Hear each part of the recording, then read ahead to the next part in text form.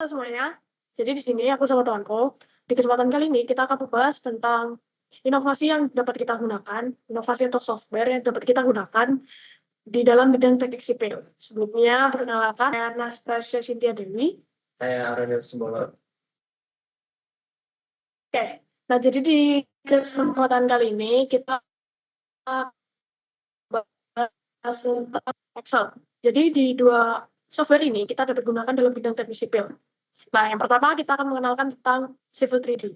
Nah, jadi Civil 3D itu adalah software yang berbasis Building Information Modeling atau yang biasa kita sering dengar adalah BIM. Nah, Civil 3D ini atau Building Information Modeling ini itu biasanya kita gunakan untuk mendesain, terus mendokumentasi, dan menganalisis proyek-proyek infrastruktur yang akan kita bangun atau yang akan kita kerjakan seperti jalan, saluran air, lalu juga ada jembatan ataupun bangunan yang ada di sekitar kita. Nah, kegunaan dari Civil 3D sendiri ini khususnya dalam bidang teknik sipil, yang pertama itu untuk membuat model permukaan tanah dari data survei. Lalu yang kedua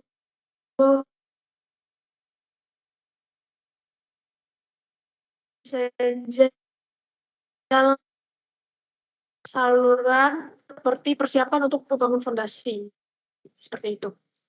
Nah, Civil 3D ini juga membantu kita menghasilkan gambar teknis dan laporan secara otomatis. Karena dalam Civil 3D ini kita seperti mencurahkan perencanaan kita sesuai kondisi yang ada di lapangan seperti itu. Nah, pada kesempatan kali ini aku akan membahas tentang pembuatan model permukaan tanah. Jadi kita akan menghasilkan sebuah kontur, peta kontur. Oke.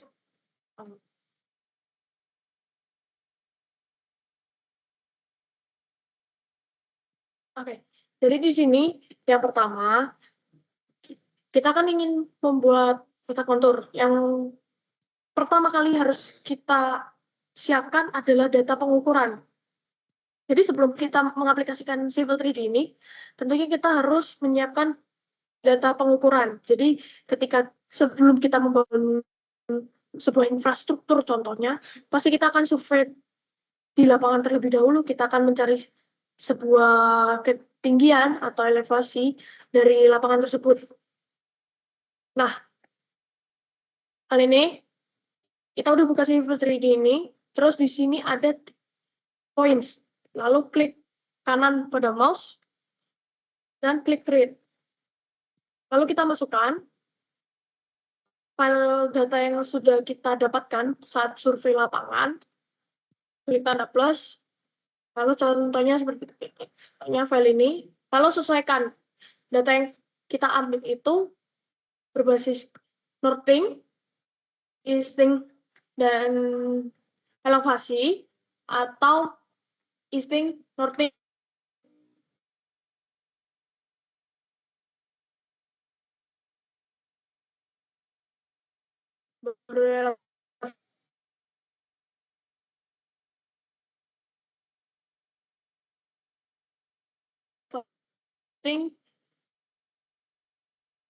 dan elevasi. Berarti kita pakai yang PNEZ. Lalu kita klik OK. Lalu di sini kita klik top agar gambarnya muncul. Nah, untuk mengatur skala, karena jarak dari titik-titik data yang kita punya ini terlalu dekat, kita bisa atur di sini. Misalnya kita atur di 1:100. Nah, dari titik-titik ini menggambarkan lapangan. Lalu kita bisa sambungkan titik-titik ini agar kita dapat melihat bentuk dari lapangan yang akan kita gunakan untuk membangun infrastruktur atau bangunan.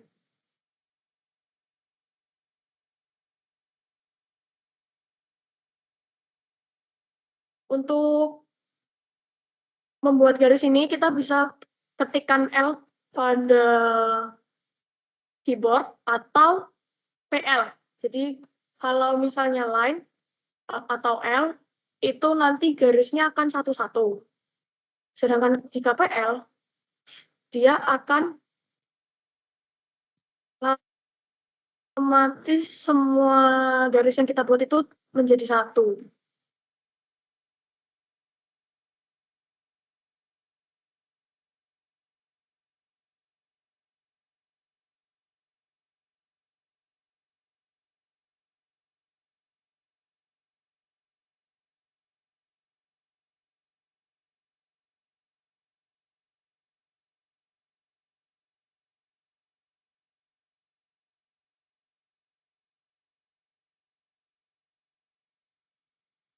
Jadi misalnya ini data yang kita pakai ini membentuk sebuah lahan dengan bentuk seperti ini. Lalu untuk kita mengetahui kontur dari lahan ini, kita bisa surface, klik kanan, lalu kita klik create surface, lalu di bagian style, di bagian pojok, nanti akan muncul titik 3, kita klik, kita ubah ke copy current selection, lalu di sini kita atur interval konturnya mau berapa. Nah, misalnya di sini kita pakai interval konturnya itu 1 meter deh. Kita coba 1 meter. Terus di kontur depression ini kita ubah ke true. Dan di kontur smoothing ini kita ubah juga ke true. Lalu kita klik apply, oke.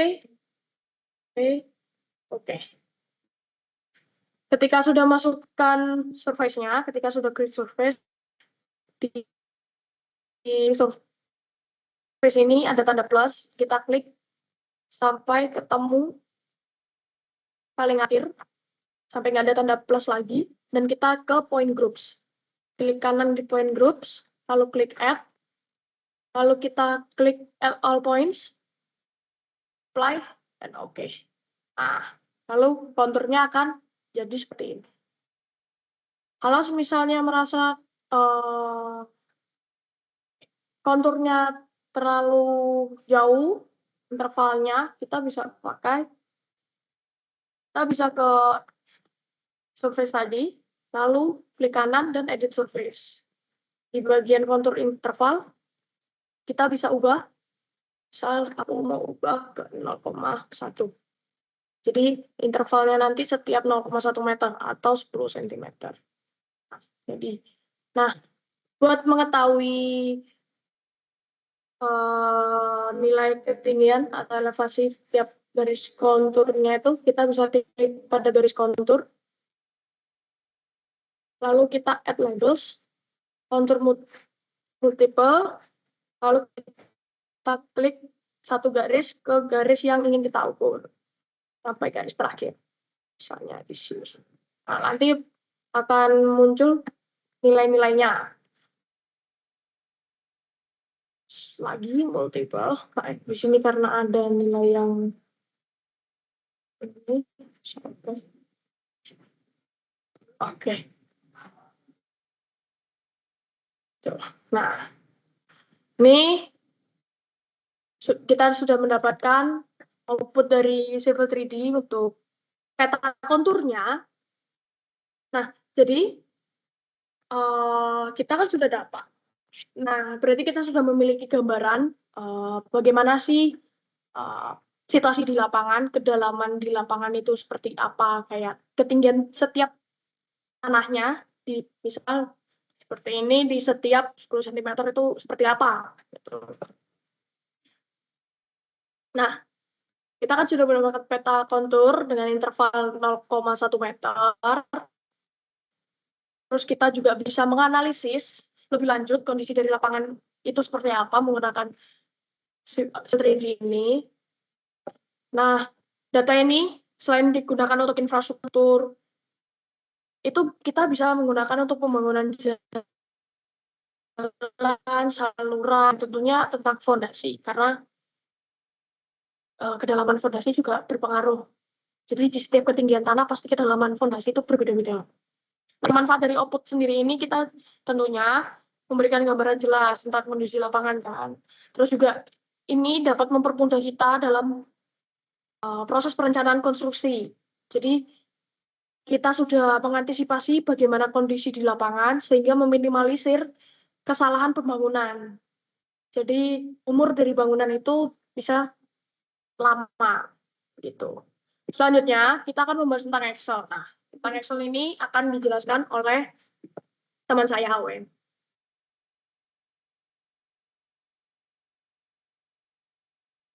Baik, terima kasih.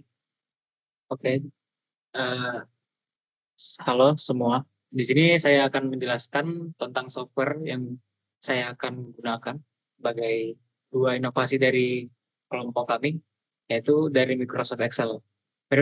Microsoft Excel itu adalah software spreadsheet berbasis baris dan kolom yang digunakan untuk mengolah, menghitung, dan menganalisis data secara otomatis menggunakan rumus. Nah, kemudian kegunaannya Excel dalam dunia konstruksi teknik sipil, kita bisa melakukan yaitu salah satunya penyusunan RAB. Excel berfungsi untuk melakukan hitungan otomatis, dalam kurung kita bisa mengalihkan volume dan mengalihkan harga satuan, serta mengintegrasikan data harga bahan, analisis SNI, dan volume. Pekerjaan lewat fitur cell linking. Jika ada satu data diubah, total biaya RB akan otomatis terupdate sehingga meminimalisir salah hitung manual dan mempermudah kontrol anggaran. Oke, di sini saya langsung akan menjelaskan atau cara membuat rencana anggaran biaya sesimpel mungkin. Oke. Oke, di sini kita langsung aja ke yang pertama. Kita langsung masuk ke blank workbook. Ya, setelah tampilan ini, kita langsung bisa buat tabelnya. Sebelum itu kita buat penamaannya dulu. Yang pertama di sini di bagian B kita buat nomor. Terus yang di sini adalah uraian pekerjaan. Kemudian di bagian D, sebentar, di sini kita bisa mengatur lebarnya kolom atau baris.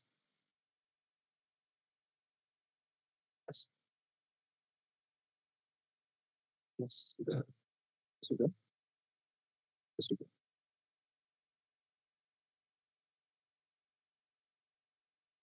Setelah itu kita lanjutkan, kita membuat penamaannya. Yang kedua itu adalah satuan. Kemudian kita membuat volume, harga satuan, dan total harga. Dalam bentuk RV.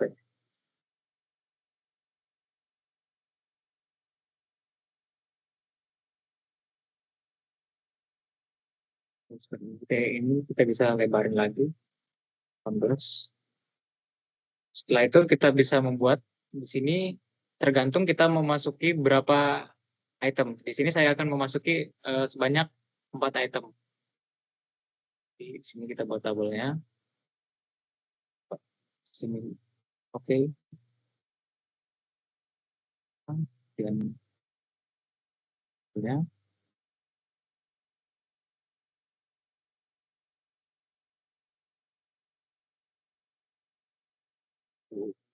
Dua, empat. Dan ini adalah total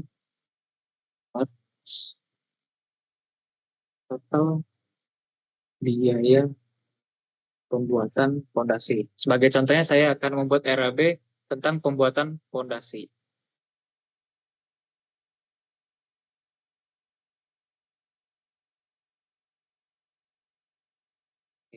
Pertama itu galian tanah fondasi. Karena tidak cukup kita tambahkan lagi. Sini mungkin 20 ya. tanda pondasi. Yang kedua itu adalah beton cor pondasi. Selanjutnya pembesian atau perakitan.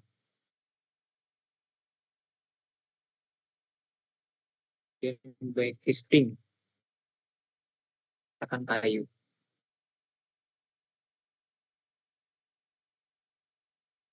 Kemudian untuk galian tanah pondasi ini kita menggunakan satuan meter per kubik. Terus ini juga meter per kubik. Dan ini ada kilogram. Dan backcasting kayu ini menggunakan meter persegi. Baik, sekarang volume. Pada bagian volume ini kita bisa memasukkan. Untuk sebelum itu kita jangan lupa untuk mengubah angkanya. Jadi di sini ada format angkanya. Kita menggunakan untuk volume kita menggunakan number. Di sini saya misalnya volumenya kita buat 4,5. Kemudian ini 2. Kemudian ini juga 120 juga boleh. Sini 6 boleh. Sini agar terlihat rapi kita kasih kecil desimalnya. Yap, boleh. Kemudian kita selanjutnya ke harga satuan. Untuk harga satuan kita memakai format accounting. Sini misalnya untuk galian tanah pondasi untuk harga satuannya itu adalah 75.000. Untuk beton cor pondasi kita buat 1.200.000.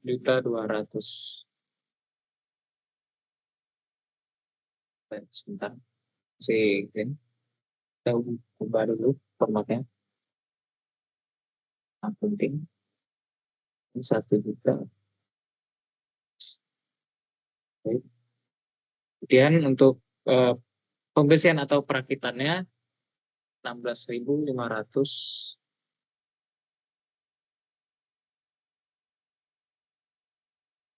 Dan backcasting kayu 150.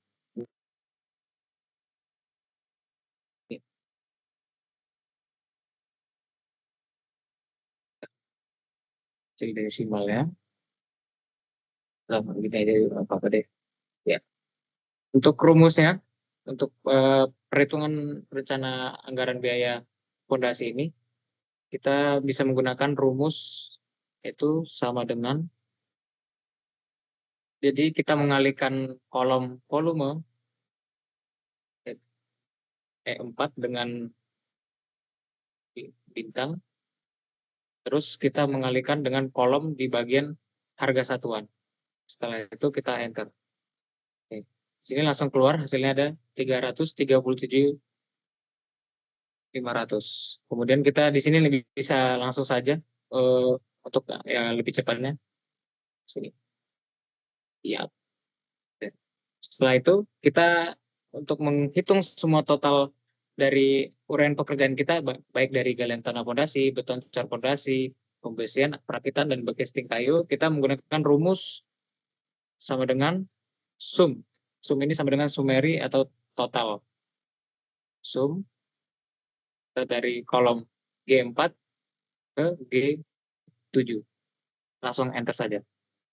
Di sini langsung tertera untuk biaya anggaran dari total pembuatan fondasi yaitu sebesar 5.617.500. Mungkin untuk pembuatan rencana anggaran biaya dari software Microsoft Excel ini mungkin sampai sini aja. Kemudian saya akan menjelaskan beberapa manfaat untuk output dari pembuatan RAB Excel ini. Untuk manfaat outputnya, kita bisa menghasilkan estimasi total biaya yang akurat dan presisi. Menjadi dokumen yang resmi untuk pengajuan penawaran tender, serta menjadi acuan belanja material dan kontrol keuangan agar tidak terjadi pemborosan di lapangan. Sebagai tambahan, sebenarnya Civil 3D dan Excel ini juga berkesinambungan, di mana kita ketika kita menggunakan Civil 3D, kita sudah mendapatkan luasan, ketinggian, lalu ketinggian tanah, dan perencanaan kebutuhan kedalaman fondasi.